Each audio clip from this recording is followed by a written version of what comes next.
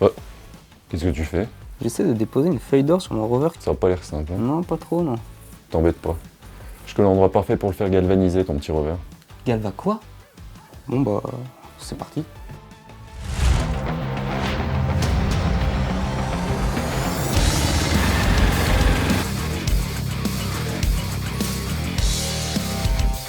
Bienvenue chez Thermocompact. Ici, on a deux métiers, le revêtement de surface par alliage de métaux de haute technicité et les fils EDM, des fils de découpe à électroérosion.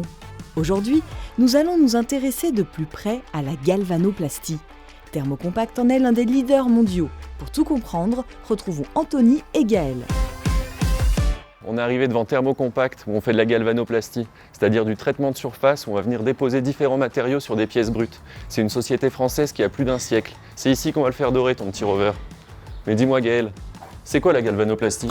La galvanoplastie est une opération chimique ou électrochimique qui a pour conséquence de modifier la matière, l'aspect ou la fonction de la surface des matériaux. Et tu peux nous dire à quoi ça sert?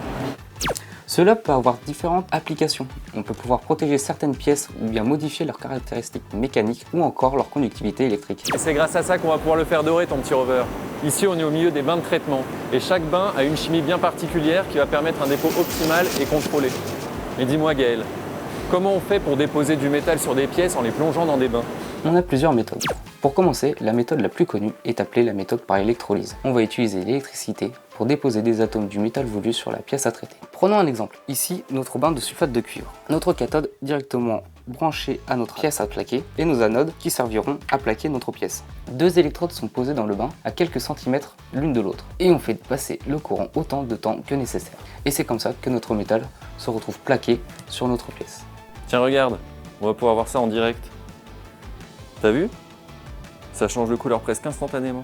Il y a aussi une méthode qui permet de dépôt sans courant. Sans courant? Mais comment ça marche? Je m'explique. Grâce à un dépôt chimique. Le dépôt chimique est un procédé qui ne nécessite pas de courant électrique. La pièce est simplement immergée dans la solution et la réaction chimique commence immédiatement à la surface de la pièce. Les ions nickel fournis en électrons par l'agent réducteur sont réduits en nickel métallique, lequel vient se déposer sur notre pièce. C'est magique ton truc. Regarde à quelle vitesse on peut recouvrir une pièce. Et la magie ne s'arrête pas là. Ces techniques sont très demandées en électronique, dans l'aérospatiale, l'automobile et même en bijouterie. À chacun ses besoins spécifiques et donc à chacun son application. Bon, c'est bien joli tout ça, mais maintenant il faut mesurer le dépôt effectué afin de s'assurer que les commandes des clients soient bien respectées. Et c'est ici que ça se passe, sur la machine de mesure par fluorescence. Regarde Gaël, on appuie sur un bouton et ça mesure l'épaisseur des dépôts. Comment c'est possible? La machine voit à travers le métal? Oui et non, les rayons X fluorescents émis sont détectés et analysés par un spectromètre. L'appareil mesure ensuite l'intensité des rayons X fluorescents afin de déterminer l'épaisseur du ou des revêtements que l'on veut mesurer. Bon bah, avec tout ça Gaël, j'imagine qu'on a tout ce qu'il faut pour l'habiller ton petit rover. Bouge pas, j'arrive. T'embête pas, ils me l'ont déjà traité mon petit rover. Ah bah je vois ça. Il est tout beau ton petit rover.